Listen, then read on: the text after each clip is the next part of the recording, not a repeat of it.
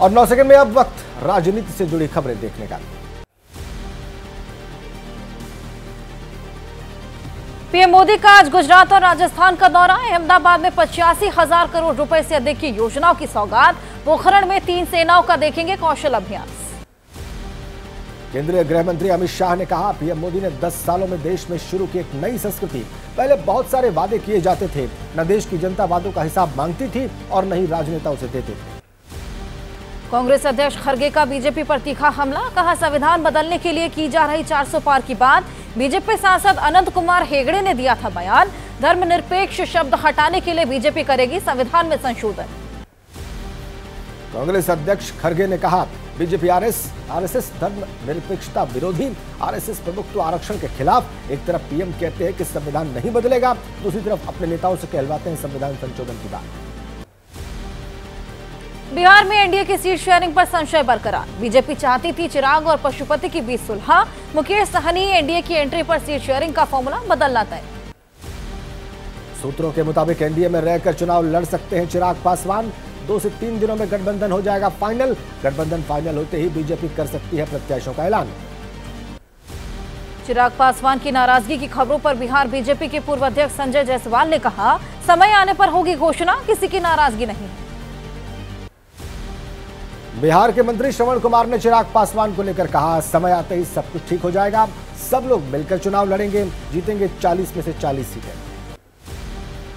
इस हफ्ते के आखिर तक हो सकता है बीजेपी अकाली दल के गठबंधन का ऐलान। सूत्रों के हवाले से खबर, बीजेपी 5 से 6 सीटों पर लड़ सकती है चुनाव। पहले पंजाब में सिर्फ 3 सीटों पर लड़ती थी चुनाव। लोकसभा चुनाव को लेकर आंध्र प्रदेश में एनडीए की सीट शेयरिंग फाइनल। टीडीपी 17 सीटें, जेएसपी 2 सीटें और बीजेपी 6 सीटों पर लड़ेंगे चुनाव। जल्द हो सकता है इसका आधिकारिक ऐलान। और चलिए अब वक्त 9 सेकंड में कोर्ट से जुड़ी खबरें आपको दिखाने का। एसबीआई को आज देना होगा चुनावी बॉन्ड के चंदे का हिसाब। कल सुप्रीम कोर्ट ने समय सीमा बढ़ाने की याचिका खारिज की थी। सारी जानकारी 15 मार्च शाम 5 बजे तक इलेक्शन कमीशन की वेबसाइट पर अपलोड करने के निर्देश। एसबीआई ने कोर्ट के सामने रखी थी दलील। कहा, बॉन्ड से जुड़ी जानकारी देने में कोई दिक्कत नहीं, मगर इसके लिए कुछ समय चाहिए। एसबीआई ने मांगा था 30 जून तक का समय, जिसे कोर्ट ने खारिज किया। सोमवार को हुई सुनवाई के दौरान सुप्रीम कोर्ट ने नहीं मानी एसबीआई की दलील। कोर्ट ने पूछा, पिछली सुनवाई से अब तक 26 दिनों में बैंक ने क्या किया। 5 जजों की संवैधानिक पीठ ने इस मामले में फैसला दिया था। सुप्रीम कोर्ट से एसबीआई को लगे झटके पर बोले कांग्रेस सांसद मनीष तिवारी। कोर्ट के फैसले का स्वागत। कहा, अब उम्मीद है कि एसबीआई जल्द ही बॉन्ड से जुड़ी जानकारी उपलब्ध कराएगा। इलेक्टोरल बॉन्ड को लेकर कांग्रेस अध्यक्ष खड़गे का बयान। कहा, एसबीआई के सुप्रीम कोर्ट से समय मांगने से साफ है केंद्र सरकार कुछ छिपाना चाहती है। धीरे धीरे सरकार के घोटालों की और भी बातें सामने आएंगी। एसबीआई को मिले सुप्रीम कोर्ट के आदेश पर बोले जानकार, बैंक के सामने खड़ी हो गई बड़ी मुश्किल। एक तरफ सुप्रीम कोर्ट का आदेश तो वहीं दूसरी ओर ग्राहकों की जानकारी देने से बैंक की साख का सवाल। सुप्रीम कोर्ट में इलेक्टोरल बॉन्ड से जुड़ी याचिका लगाने वाली जया ठाकुर का बयान। कहा, सुप्रीम कोर्ट ने मामले की गंभीरता को समझा, फैसले का स्वागत किया। हिमाचल प्रदेश के 6 बागी कांग्रेस विधायकों की याचिका पर आज सुनवाई। सुप्रीम कोर्ट में होगी सुनवाई। स्पीकर के फैसले को सुप्रीम कोर्ट में चुनौती दी गई। मौलाना तौकीर रजा के खिलाफ बरेली में कोर्ट ने जारी किया गैर जमानती वारंट। सोमवार को कोर्ट में पेश नहीं हुए तौकीर रजा। कोर्ट ने पुलिस को आदेश दिया 13 मार्च को तौकीर को कोर्ट में पेश करें। और अब देख लेते हैं अपराध जगत से जुड़ी खबरें।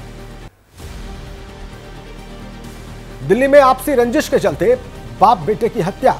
चाकुओं से गोद कर उतारा मौत के घाट। दबंगों ने बाप बेटे पर एक साथ घेर कर हमला किया।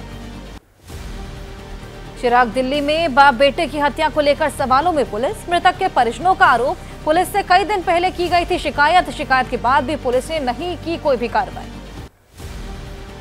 द्वारका के संतोष गार्डन में चल रही गैंगस्टर काला जेठड़ी और रेडी गैंगस्टर अनुराधा चौधरी की शादी की तैयारी। दिल्ली पुलिस ने सुरक्षा के लिहाज से लगाए 5 मेटल डिटेक्टर्स। हर मेहमान की एंट्री के लिए मिलेगा बारकोड।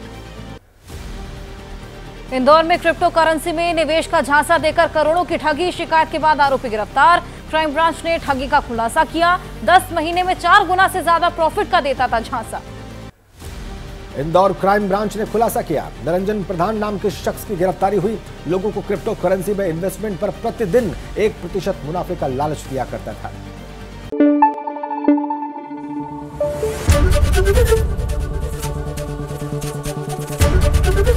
एबीपी न्यूज आपको रखे आगे।